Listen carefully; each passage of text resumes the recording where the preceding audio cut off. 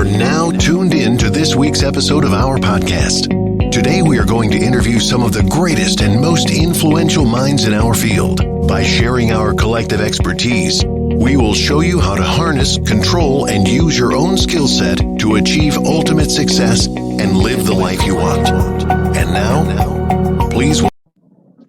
It's your Omobola Stephen on Live Knowledge by Omobola Stephen. Remember, the show focuses on personal development and self-improvement, which locations, experts and professionals who are added in these topics. Now, I also like to reiterate that Live Knowledge by Omobola Stephen as a personal development podcast focus on transformative and destructive mindset conversations that is going to move you from where you have to where we need to be. Now, that's absolutely very important for us to also know that personal development is a lifelong process and it's something that we need to embrace in order to move forward in life.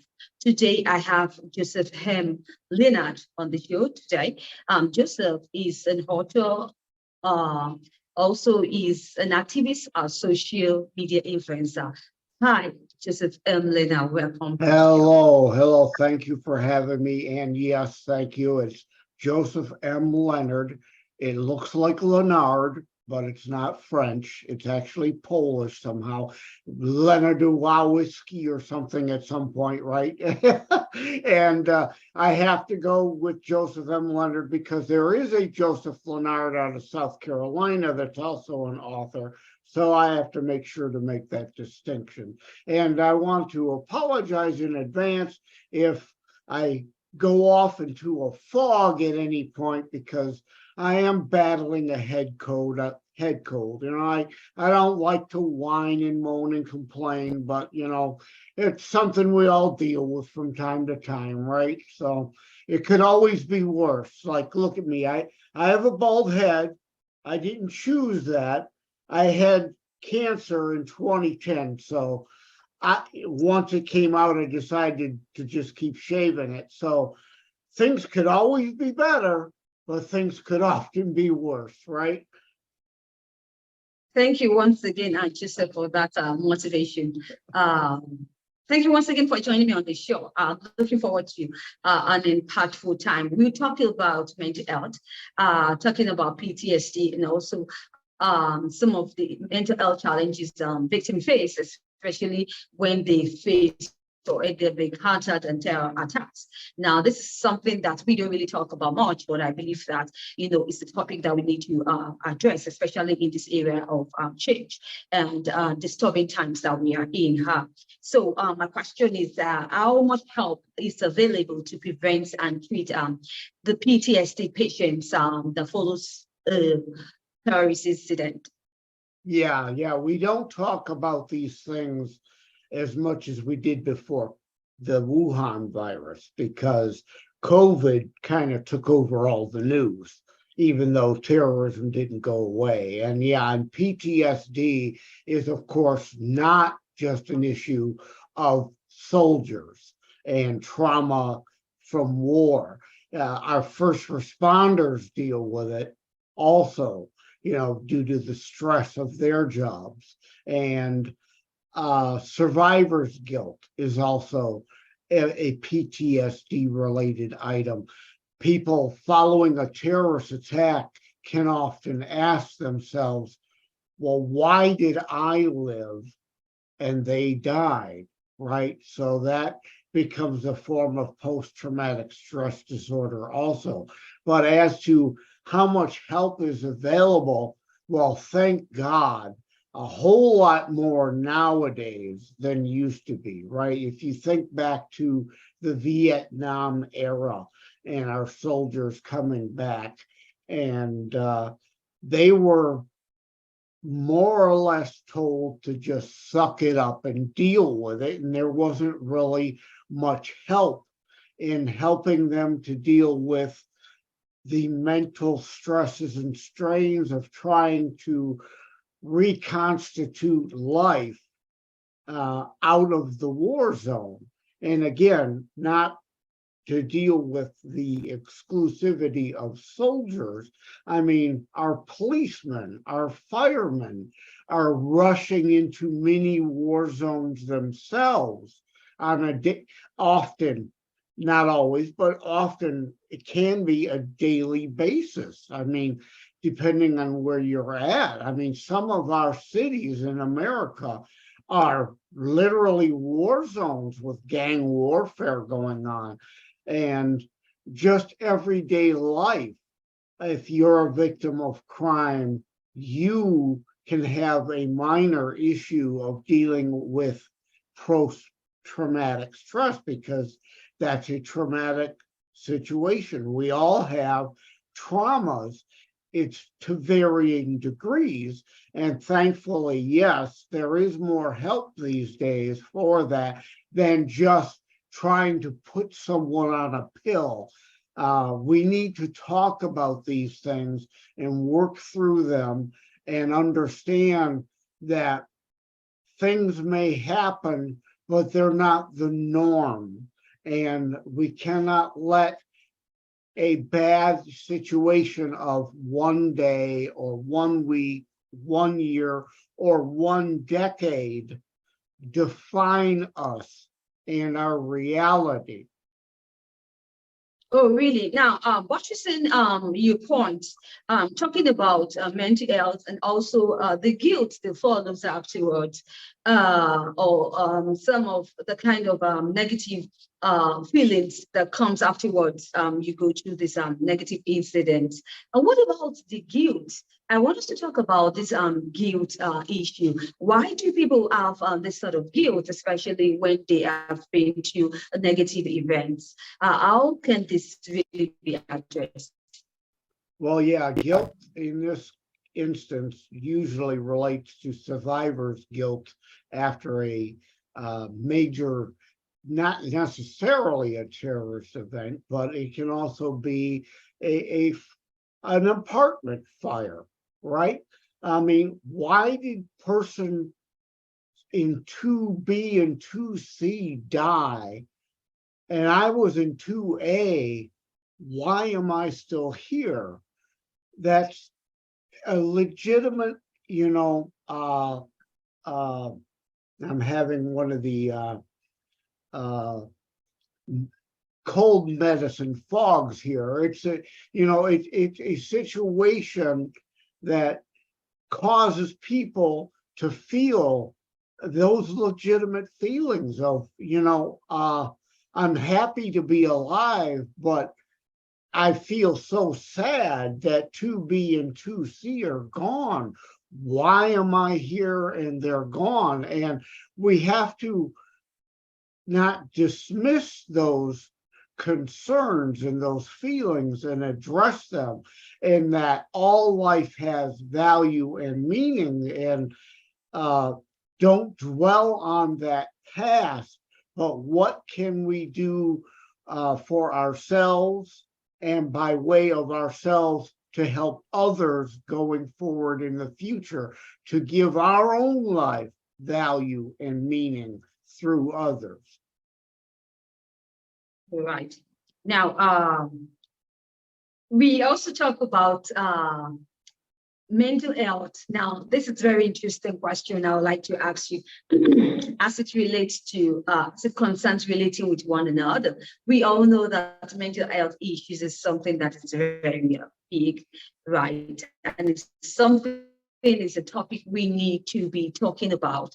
We can stop emphasizing on the importance of addressing mental health issues. Now, while we had our discussion before now, you said we like to talk about how division can set in terms of people who deal with mental health issues and who find it hard to come out of these, and then relating with one another becomes an issue. Can we just talk a bit about that?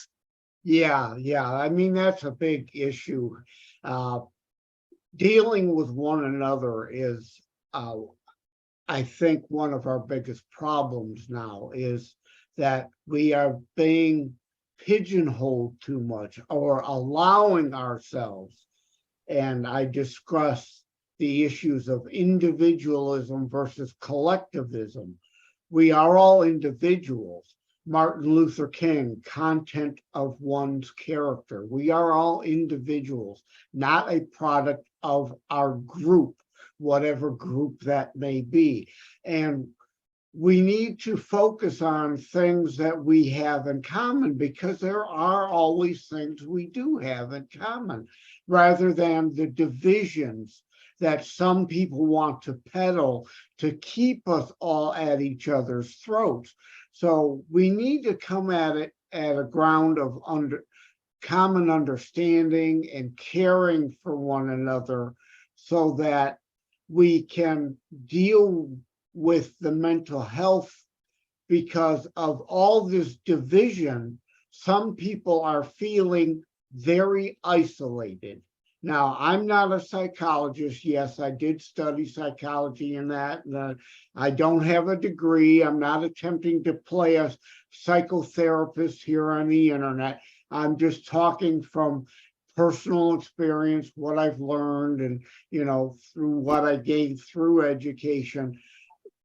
But people are indeed feeling isolated, and that isolation turns in on themselves, and they get lost in their own head because they're not getting enough social, interactions.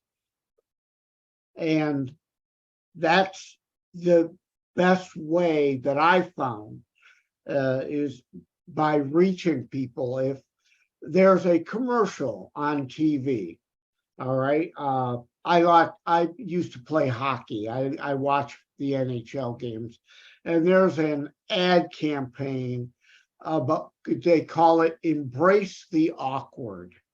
All right, your friends, your family. Now, if they're acting somewhat strange, is the point here, embrace the awkward. You can't know what they're going through. Everybody's an individual. Everybody's situation is somewhat different. But you can say, I may not know the right words to say because I'm not you. I don't know exactly what you're going through, but I can tell you're acting different and am going through something. So I am here for you to listen and offer whatever I can. And if I am not enough, I am here for you to try to help you find other help that can make a difference. You know what I mean? We can't be a doctor, but we can be a good family member or friend.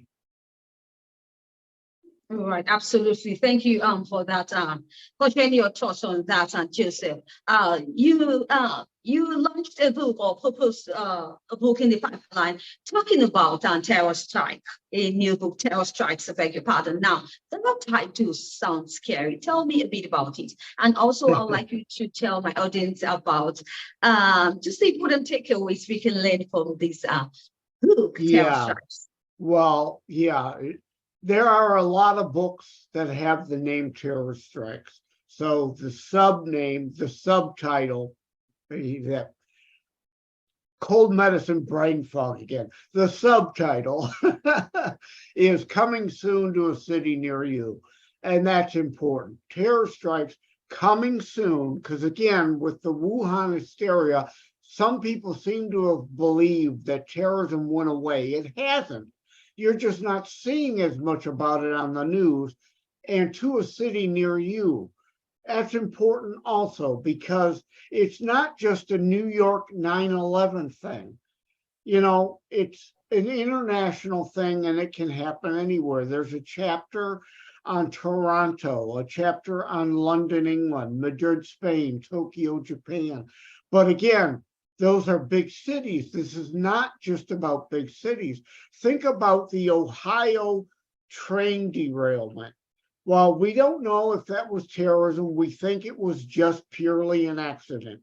But a terrorist event could happen, derailing an Amtrak anywhere in the nation. So because you may live in a rural situation, doesn't mean you're immune. Now, I'm going to try to reach over here. I'm turning my back to the camera. I know that. I'm grabbing a piece of paper that makes that point. mass shootings, an Iowa nightclub in 2022, Arkansas car show in 2022, a Vegas hookah bar, a Virginia hookah bar. There were 200 mass shootings alone in 2022, not all of them in big city locations. So it can happen anywhere, but I'm not trying to make you paranoid. Some have tried to accuse me of selling fear porn, right? If you've heard that term. I'm not trying to get you to buy this book out of fear. It's, yes, terrorism. We follow Martin, a Detroit newspaperman who decides to write a book on terrorism. That is then the main theme, but it is about so much more than that. It's not a book about death, but of life and living. Okay, and those both foreign and domestic that may want to deprive you of life, happiness. I'm having another brain fog moment.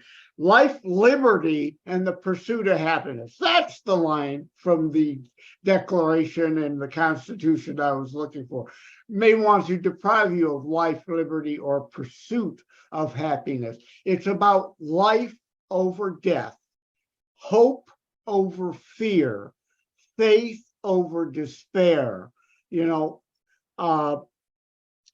good over evil, individualism over collectivism, family and friends.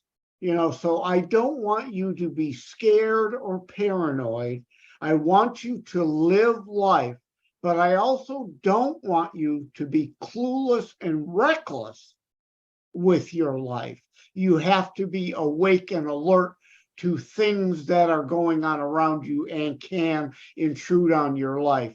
Like Teresa finds in the Naperville chapter, she discovers she thought she was a mama bear for her daughter Cammie, that she needed to be, but she realizes she was really more an ostrich, because if an ostrich, you've heard the analogy, if an ostrich wanders onto train tracks, hears a noise, and buries its head between the rails, is not going to stop it from being bowled over by the oncoming train just because it doesn't see it and hear it coming. Oh, I'd like us to thank you for that beautiful explanation. But quickly, I would like you to tell my audience what really inspired you to write the book, Terror Strikes. Something will have prompted that. Quickly, let my audience know about that. Yeah. Well, every writer is different, and of course, I have another international book, How to Write a Book and Get It Published: Hints, Tips, and Techniques, because everybody is different. And for me, my books come to me in dreams. So, that's me. That's where my inspiration comes from. Any other author, who knows? People speculate whether Stephen King has a lot of nightmares, and that's why he writes the books he does, right?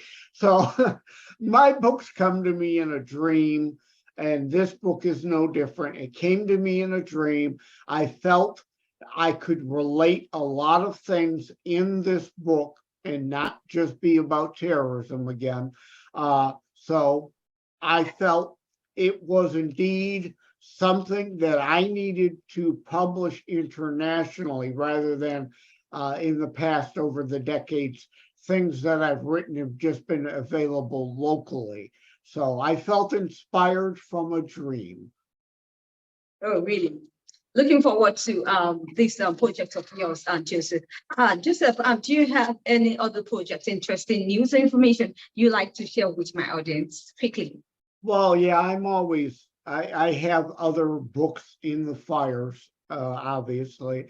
So I'm always looking for other things. But we are in a holiday season. Not everyone in your audience is obviously going to be religious, so I don't want to push that. But we are in the Easter weekend.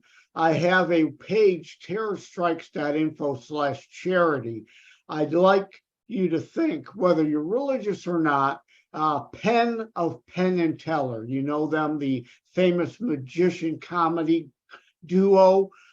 He's one of my great heroes. He's an atheist. So this doesn't really necessarily have anything to do with religion. It just makes sense to want to treat others the way you want to be treated, right? I mean, you don't have to have a religious base to understand that. It's just common sense. And in this time, there's more than ever in need. Please, if you're able to help others, remember others that are less fortunate than you this weekend. terrorstrikes.info/charity. Awesome. Any passing words you'd like to share? Do you have any? No, just I hope you don't catch my cold through the computer, right? Colds are so miserable to deal with. I don't know what's worse, the cold itself or the side effects of those cold meds we take to deal with the sinus symptoms, you know? But, you know, that is another thing, keeping a sense of humor, right? No matter how serious things get, there is a comic relief chapter in Terror Strikes coming soon to a city near you to make that point. You've got to maintain a sense of humor. Otherwise, you'll go crazy. You'll be balled up in the corner in the fetal position, sucking on your thumb, crying all the time if you don't maintain a bit of a sense of humor, right? Absolutely. Thank you for that motivation, Joseph. Much about that on the show today, Joseph M.Lenard, for your inspiring and motivational, like talking about mental health issues and going forward. Your social media handles and your website, if any, can you share with my audience? Yeah, I have two websites. You can visit my author site. It's josephmlenard.us. And again, it looks like Lenard, but it's not French. It's Leonard without an O. Joseph is spelled traditionally. If you're seeing this on audio, you can see it in my background, josephmlenard.us. And also I have a book-specific site, terrorstrikes.info, which I already mentioned, that charity extension. There's a whole lot there. You can look at just the front page if you want, or you can delve under the More tab. There's line upon line of things, rabbit holes you can go down if you so choose. I believe in giving the information, and people can either look at it or not look at it. I want you to have that option, right? And of course, there's a contact tab on both websites if you want to reach out to me. Absolutely, we will. Thank you once again, Joseph. I wish you best of luck in all the projects that you embark upon going forward. Thank you, audience, for joining me on the show. Now, if you'd like to catch up any missed episodes of the show, you can do so on any cross promotion platforms you bump into. Also, you can also catch some episodes on my website, www.omobolastephen.com. And you like to get to know me and get to know much about what I do, you can also check me on my website, www.omobolastephen.com. Now, until I come your way, I need you to be good and stay safe always. I talk soon.